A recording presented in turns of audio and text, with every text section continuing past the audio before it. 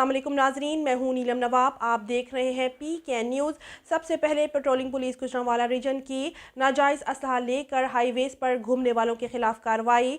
3 कस मुल्ज़िमान गिरफ्तार। सरदार ताहिर महमूद की रिपोर्ट के मुताबिक SSP patrolling region Gujranwala Mohammad Waseem Dar की हिदायत पर DSPs की ज़ेरे निगरानी नाजायज़ असलहा रखने वालों के खिलाफ क्रैकडाउन जारी है।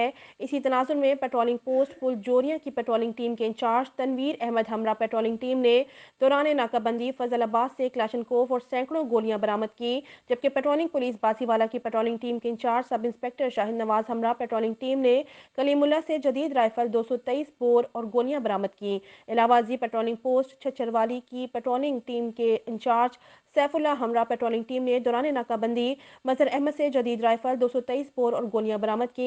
मुल्ज़िमान के खिलाफ मुकामी थाना जात में अलग अलग मुकदमात दर्ज करवाए गए।